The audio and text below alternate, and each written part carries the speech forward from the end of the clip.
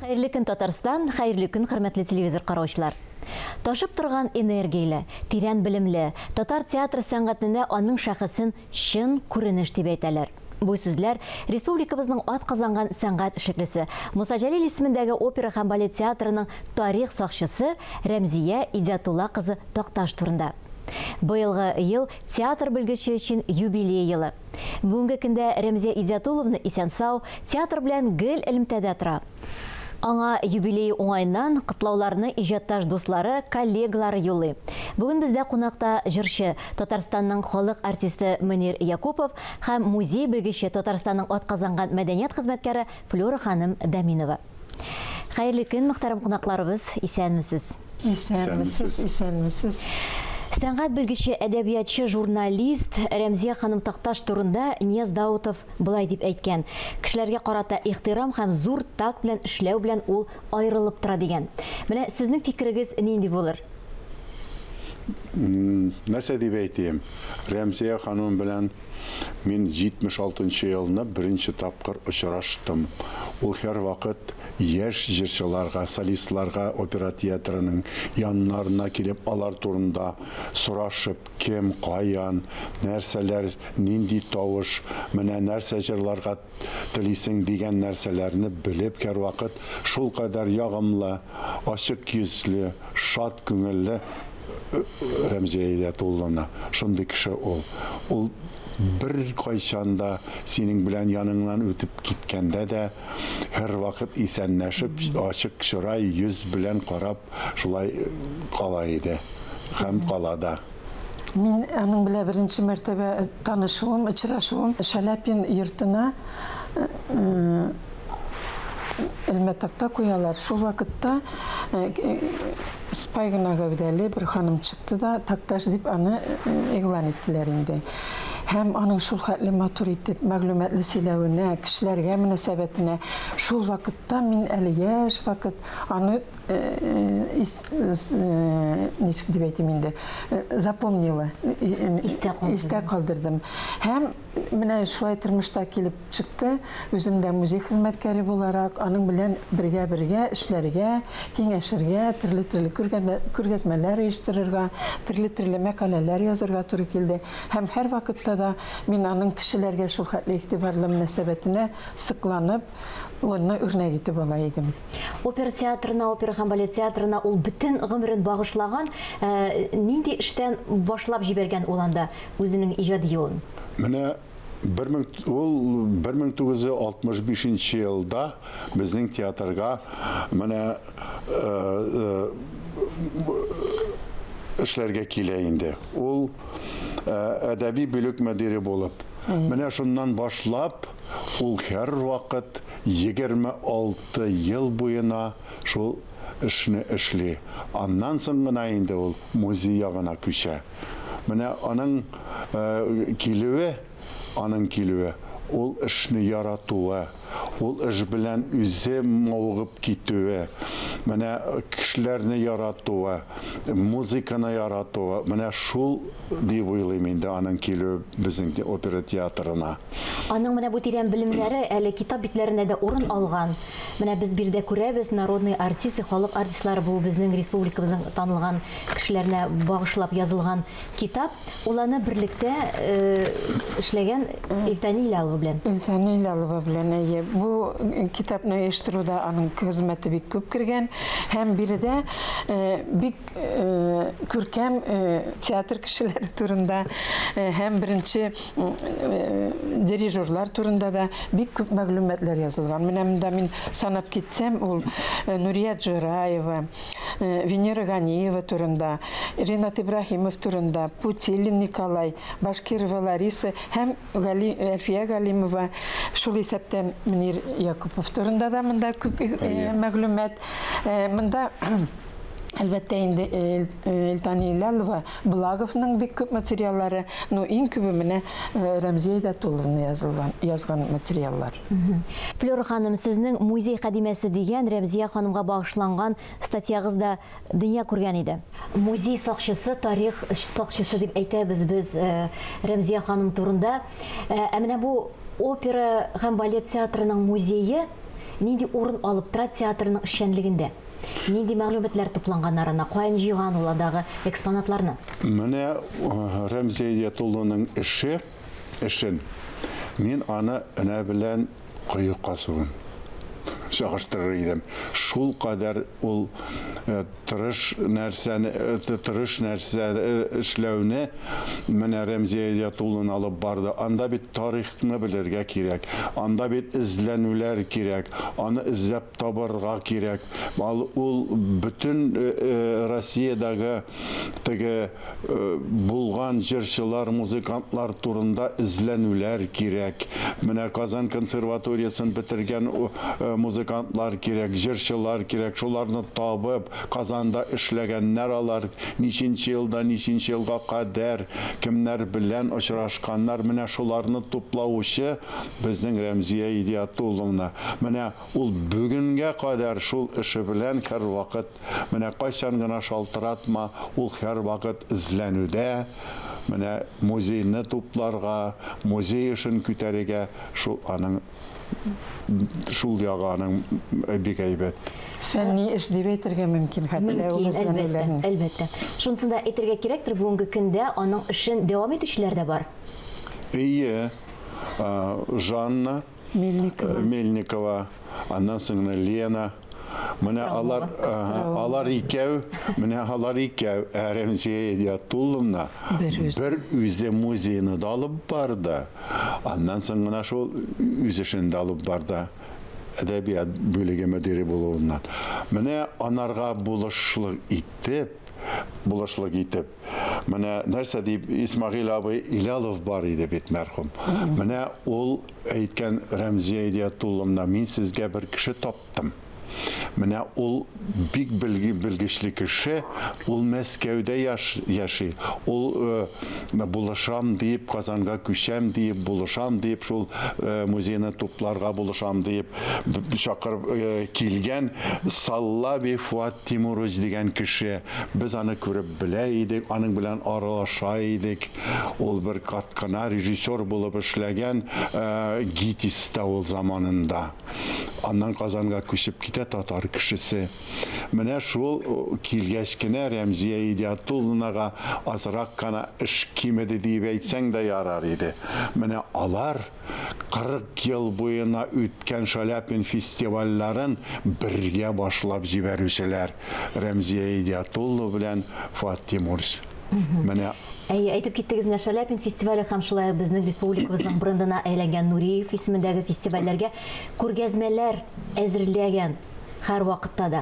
Бу да миңа калса бик шундый четерекле эш. Анда бөтен материалларны белеп һәм уникаль экспонатлар тәкъдим иткән килгән тамашачыларга. Күргәзмә хәзерләү әлбәттә инде ул күмәк эш, анда рәссамнар да эшли, әмма ләкин иң җитди эшне, концепцияләр төзүне һәм фәнни яктан әзерләүне Рәмзия Идиятуллина оештыра. Һәр вакытта да мин аның һәрбер Шаляпин менә быел гына килә алмадым, фестиваленә карыйм, киләм һәм ул күргәзмәләрне бик яратып, бик ышатып, бөтен кеше карый һәм мин дә һаман сокланам. Аннан соң әйтергә кирәк, ул бит инде Зафлит дип аталган атабыз инде русча Муса Җәлил башкарган хезмәткә килә һәм әлбәттә инде ул аңа лаек аның эшен дәвам итәргә тырышкан дип уйлыйм, чөнки һаман да үз өстендә эшләп, һаман да бөтенебезне мәгълүмат белән тәэмин итеп, әйтергә кирәк, менә без Муса Җәлилнең 100 еллыгы уңаеннан безнең музей оештырган иде Дәүләт Думасына күргәзмә. Һәм ул күргәзмәне оештырганда, әлбәттә, кыска гына сроклар булса да, Мәскәүнең үзәгенә барасы бит инде. Шул хәтле әзерлек белән бардык без анда, һәм Рәмзия Идиятуллинаның бик ярдәме тиде, күп булды. Аннан соң шундый бер мәгълүмат укыган идем. Татар әсәрләрен иҗат итү өстендә дә ул безнең композиторларыбызга ярдәмчелек күрсәткән дип. Менә бу ягы турында нәрсәдер әйтә аласызмы? Ничек әйтмәскә инде, менә яшь композиторлар, Рәшит Калимуллиннар, аннан соң Резидә Хыяровалар, алар китергән әсәрләрне менә җыелып, җырчылар, аннан соң гына Худсовет шикелле җыелып, анда бит катнашалар музыкантлар, музыка белгечләре, тарихчылар, язучылар, менә режиссерлар, аннан соң дирижерлар, менә шуларны барында бергә туплап җыючы Рәмзия Идиятулловна. Ул аларга булыша, чөнки бу нәрсәне Худсоветны җыю бит тоже бер үзе бер эш, зур эш бит. Менә шунда анда һәрбер әйткән кешенең сүзләрен текәп ясап баручы да ул иде. Әйе, тәртип. Шундый Рәмзия Идиятулловна безнең. Ул бик күп язучыларга, менә анда бит язудан гына түгел, аны бит әйтәләр композиторларга ничегрәк, ни формарак теге либреттосын язуларда бит, менә либреттосын алмаштырума, либреттосын үзгәртүме Рәмзия Идиятулловна тоже булышып торды бит либреттистларга. Шундый язучылар бит бик либреттоның нәрсә икәнлеген алар нитеп белеп бетерми бит.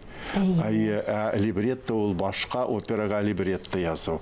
Аларга булышты. Хәзерге көндә дә ул менә безнең бит инде титрлар белән бара, тәрҗемә. Тәрҗемә русчадан татарчага, татарчадан русчага, барысы да бу Рәмзия Идиятулловнаның эше менә. Без сәхнәдә барганда аңламаган текстларны титрлардан укып барабыз, алар шулай бик зур эш, алар барысы да Рәмзия Идиятулловнаның эше. 1986 елда опера һәм балет театры каршында опера сәнгатен яратучылар клубы оештырып җибәргән һәм ул да аның шушы чишмә башында торган. Бу күп эшчәнлеге турында да бер-ике сүз әйтеп китсәгез иде. Менә ул анда бит җыя белергә кирәк кемнәрне. Ул бит Рәмзия Идиятулловна кем операга күп җыри, кем аның белән кызыксына. Шул кешеләрне ничектер бер фикергә китереп, туплап, шулар белән бәхәскә кереп, сөйләшеп, менә шулай гына була, менә шулай иттереп ул җыйды да. И менә бүгенгә кадәр Аллага шөкер җитәкли. Флёра ханым, сез әле Рәмзия ханым белән берлектә журналларга да басмалар язгансыз. Бергә алып килгәнсез, шуларның берсен. Шуларның берсе менә партнёры Шаляпина «Наши земляки» дип атала. Ул саллыгына мәкалә һәм анда материал туплауда ул бик күп көч куйды. Бергә без аны бергәләп эшләдек. И бөтен кеше аны бик яратты да. Чөнки анда шул хәтле күп мәгълүмат килеп чыкты. Теге ничек дип. Кичкенә шушы фәнни эш дип әйтеп була булса. Моннан башка да ул Спиранский ул менә шундый калын саллы китап, шуны оештыруда да аның зур хезмәте. Һәм гомумән ничек дип әйтим инде, татар энциклопедиясында аның күп материаллары файдаланылган һәм әле менә күркәм юбилей уңаеннан алар хат язганнар. Анда шундый матур сүзләр һәм алар бик ылы рәхмәтләрен җиткерәләр. Алар бергә эшләгән өчен һәм күп мәгълүмат биргән өчен менә шушы энциклопедия өчен. Тагын да бер әйтәсе килгән сүзем, безнең бит инде менә Тукай энциклопедиясе чыкты. Анда аның турында мәгълүмат бар һәм ул Тукайның әсәрләрен, мәкаләләрен тәрҗемә итүдә дә бик күп көч куйган кеше. Күп кенә кеше кызыксына. Рәмзия ханымның фамилиясе да бик яңгырашлы бит, Такташ дигән. Туганымы ул аның диләр. Бәлки тамашачыларга әйтеп китербез, Такташ фамилиясенә нинди кагылышы бар аның? Рәмзия Идиятулловна аван абый инде Хади Такташның улы, Хади Такташның килене була. Һәм әлбәттә Хади Такташның ядкарларын саклауда да, аларны пропагандировать итүдә дә бик күп эш алып бара. Һәм bütün çarаларга, bütün нинди мәгълүмат кирәк, һәр вакыт ул ярдәм итә. Аның өендә дә менә музей шикелле, мин иләрендә булгалыйм. Ул Аванабый тизеп калдырган шундый матур картиналар белән ул фотограф иде Аванабый. Һәм бик күп фотолар төшереп, бик күп фотолар әзерләп, әтисенең юбилейларына да бик оста фотограф иде. Шуларны алар һаман да әле саклыйлар. Аның өендә Такташ рухы һаман яши. Инде күркәм юбилей белән дип әйттек, тапшыруыбыз башында да, шуңа да карамастан, яше салыгына булса да, Рәмзия ханым әле бүгенге көндә дә консультациялар биреп тора, һәр вакытта опера һәм балет театры белән элемтәдә тора. Әйе. Чөнки менә бит ул алып киткән юлдан баручылар бит без.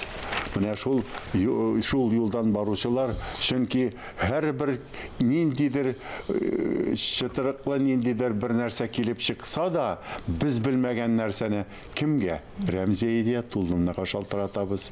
Ул белергә тиеш, һәр вакыт сорыйбыз. Менә син шуны белмисеңме? Мәйтәм, аны Рәмзия Идиятуллина гына белә.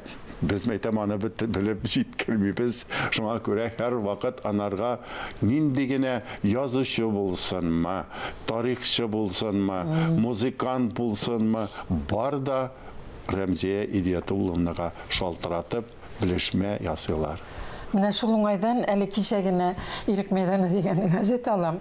Шунда Эльмира ялгышсам гафутина Музафарова Рәмзия Идиятуллинадан Рудольф Нуриев турында мәгълүмат алган. Шуны бик кызыксынып яңадан укып чыктым. Чөнки анда аның язмышын да, Казанга килгән вакыттагы очрашуларны да бөтенесен бәйнә-бәйнә ул сөйләгән һәм шуны язып чыкканнар. Менә әле хәзерге бүгенге көнгә хәтле мәгълүмат зур күп мәгълүмат бирә торган шәхес. Энциклопедия дип әйтсәк, энциклопедия. Энциклопедия бик дөрес. Менә шушы минутларда Рәмзия ханым безне карап утыра. Зур матур күркәм юбилей уңайыннан теләкләрегезне дә җиткерсәгез аңа бик матур булыр иде. Рәмзия Идиятуллина, бәгеркәем, сезне олуг юбилейгез белән тәбрик итәм. Исәнлек, саулык, озын гомер, җан тынычлыгы үзегезгә теләп калам мин. Мин исә без һаман да бергә эшләп, уйлап, дуслашып, дустана мөнәсәбәтләр белән яшәргә, аныкларыгыз, балаларыгыз сезне һаман сөендереп торсын һәм нык сәламәтлек телим. Бик зур рәхмәт сезгә. Килеп көнегезне безнең белән башлаганыгыз өчен, Рәмзия ханым турында матур-матур хатирәләрегезне тамашачыларыбызга җиткергәнегез өчен, алдагы көннәрдә дә сезне көтеп калабыз. Бик зур рәхмәт. Рәхмәт чакырганыгыз өчен. Рәхмәт чакыруыгыз өчен. Әмма бер тапшыруда гына аның турында сөйләп бетерү мөмкин дә түгел. Әйе, бик дөрес әйтәсез. Шуннан да бу шулай. Бүгенге тапшыруыбызны без республикабызның атказанган сәнгать эшлеклесе Рәмзия ханым Такташка багышладык. Мин дә Захмәҗадова сезнең белән сау булашам. Һәр көнегезне матур фикерләрдән генә башлагыз. Исән, имин булыгыз.